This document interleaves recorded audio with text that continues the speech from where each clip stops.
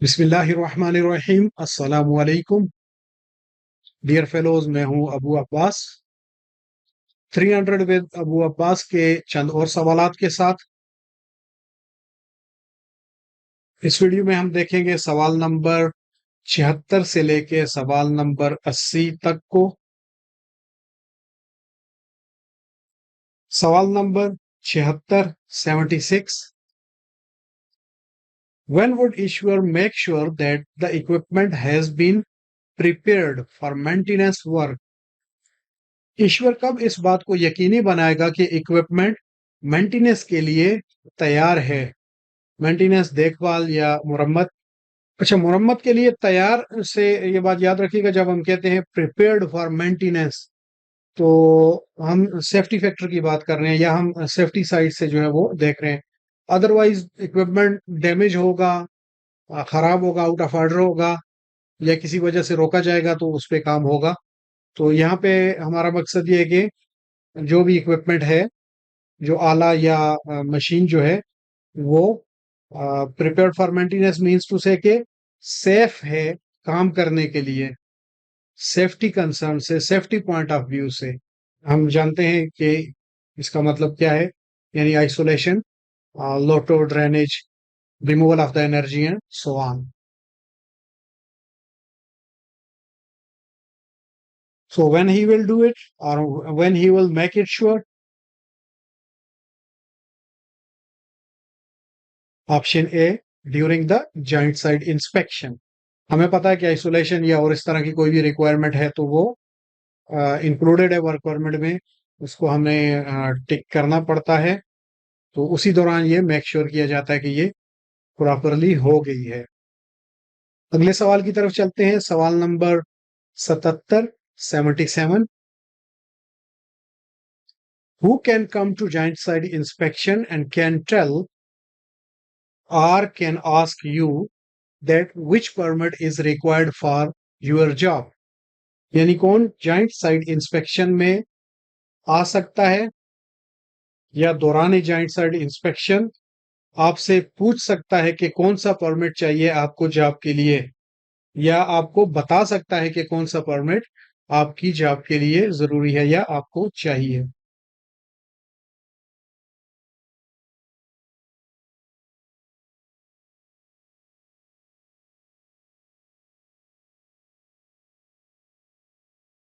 हमारे पास सी एक्यूरेट जवाब है, सर्टिफाइड इश्योर और हिज डेजिग्नेटेड रिप्रेजेंटेटिव। तो इशुइंग अथॉरिटी हमें पूछ भी सकती है और बता भी सकती है।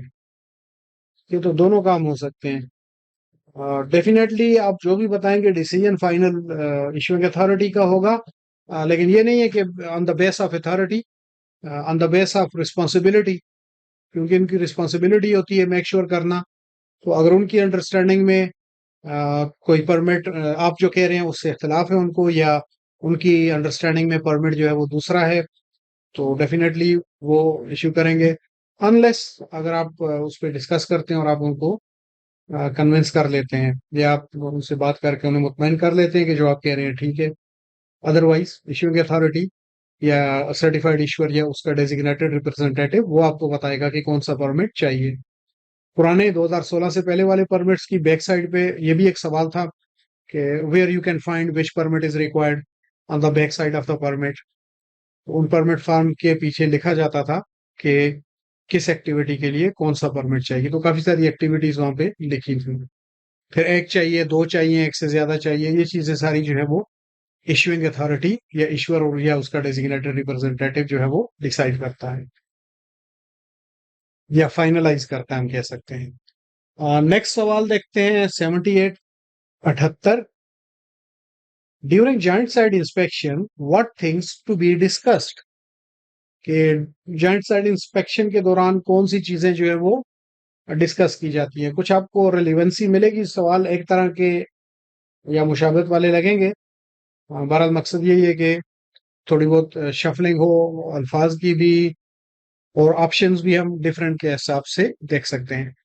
During joint side inspection what things to be discuss, कौन सी चीजें जॉइंट साइड इंस्पेक्शन के दौरान डिस्कस की जाएंगी। या ये सवाल ऐसे हो सकता है, what things are discussed during joint side inspection. What is discussed भी हो सकता है और व्हाट थिंग्स आर डिस्कस्ड। तो बस सवाल जो है वो ग्रामेटिकली इतने स्ट्रांग नहीं है, और डेफिनेटली हम ग्रामर बेस पे तो नहीं कर रहे हैं, हम अपनी अंडरस्टैंडिंग के लिए कर रहे हैं। और दूसरी चीज के जो लिख रहा है सवाल जवाब वो किस बेस पे लिख रहा है, मोस्टली ये सिस्टम जो है वो यूएस इंग्लिश का है, तो थोड़ा बहुत डिफरेंट स्ट्रक्चर हो सकता है। या फिर ये सवाल इस तरह भी हो सकता है, what is discussed during joint side inspection, कि जॉइंट साइड इंस्पेक्शन के दौरान क्या डिस्कस किया जाता है या क्या बातचीत की जाती है।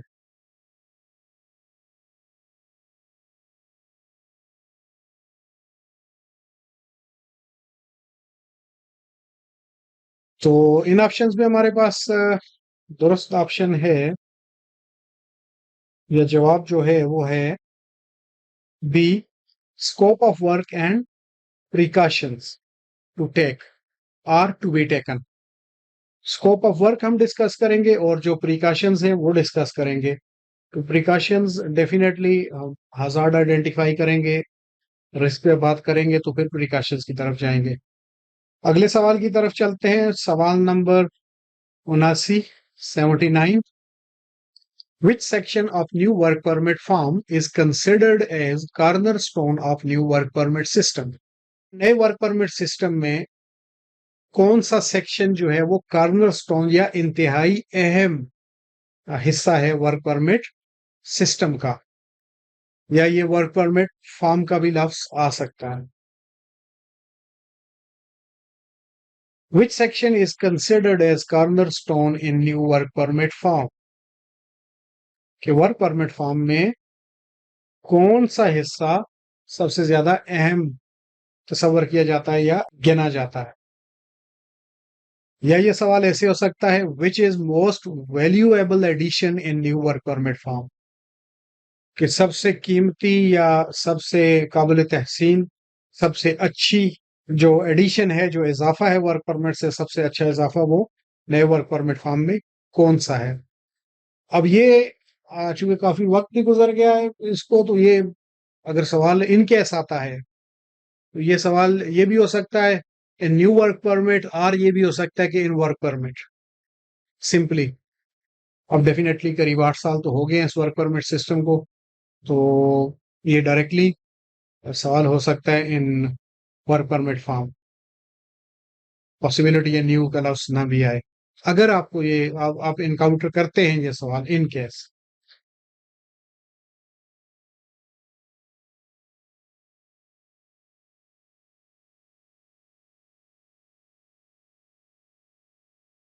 होपफुली आपका अंदाजा भी ठीक होगा। तो हमारे पास यहाँ पे ऑप्शन है दुरुस्त C, hazard analysis checklist. Hazard analysis checklist most valuable addition है, सबसे अहम चीज जो नए वर्क परमिट सिस्टम में या इसमें वर्क परमिट फॉर्म में जो नया इजाफा है हजार्ड एनालिसिस चेकलिस्ट का है। अगले सवाल की तरफ चलते हैं, सवाल number 80, 80। What must be checked during the joint side inspection, select all items that apply.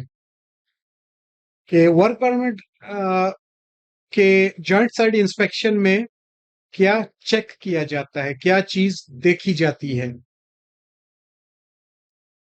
अब इसमें आगे लिखा भी हो सकता है select all items that apply, normally ऐसा होता है मल्टीपल चॉइस में जब एक से ज्यादा आइटम जो है वो ठीक हो, दुरुस्त हो, या फिर जैसे पहले, या फिर वही बात के आप देखेंगे क्लिक करके भी आपको पता चल जाएगा, अगर राउंड गोल सिलेक्शन की ऑप्शन होगी, सर्कल सेलेक्ट हो रहा है तो सिंगल ऑप्शन होती है, अगर टिक की ऑप्शन होती है, गुड का निशान पड़ता है, तो इसका मतलब है कि एक से ज्यादा सिलेक्शन हो सकती है। तो देखते हैं इसका जवाब क्या है।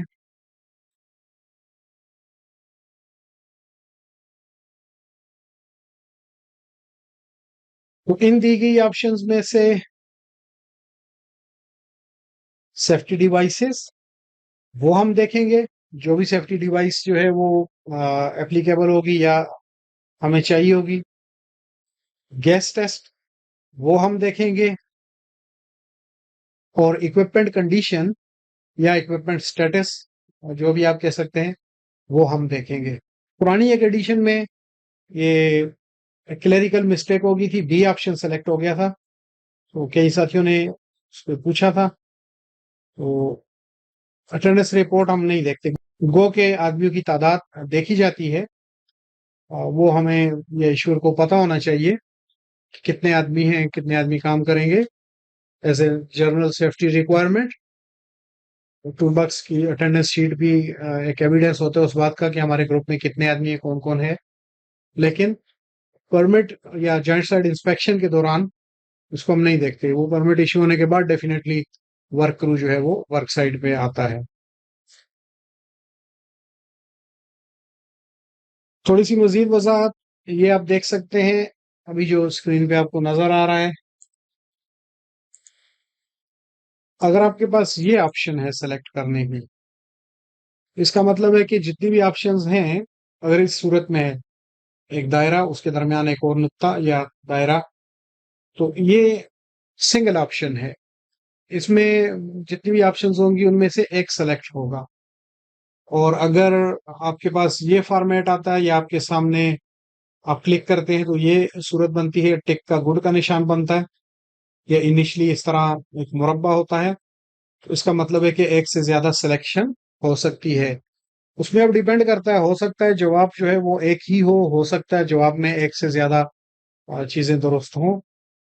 ये डिपेंड करता है, बट मोस्टली ये होता है कि हो सकती है, जब एक से ज्यादा सिलेक्शन हो तो फिर ये सूरत हाल होती है, और लिखा भी जाता है, लेकिन हो सकता है ना भी लिखा हो। इससे भी आपको अंदाजा हो सकता है कि आपने एक जवाब देना है, एक ही सेलेक्ट करना है आंसर ऑप्शन, या एक से ज्यादा सेलेक्ट करनी है, तो इससे आपको अंदाजा हो सकता है। मेरे इस काम से अगर आपको किसी भी तरह फायदा होता है तो मुझे दुआओं में ना भूलिएगा। वीडियोस में अपनी राय का इजहार अनलाइक या लाइक की सूरत में जरूर कीजिएगा। मजीद किसी भी सवाल के लिए आप कमेंट सेक्शन, ईमेल एड्रेस या व्हाट्सएप पे रब्ता कर सकते हैं। मेरे इस काम की सपोर्ट के लिए, चैनल की सपोर्ट के लिए इसे सब्सक्राइब जरूर कीजिएगा। मजीद राब्ते में रहने के लिए आप मुझे मेरे फेसबुक पेज HSE नोटबुक पे ज्वाइन कर सकते हैं। अब तक के लिए आपके वक्त देने का शुक्रिया। अल्लाह नेगेबान।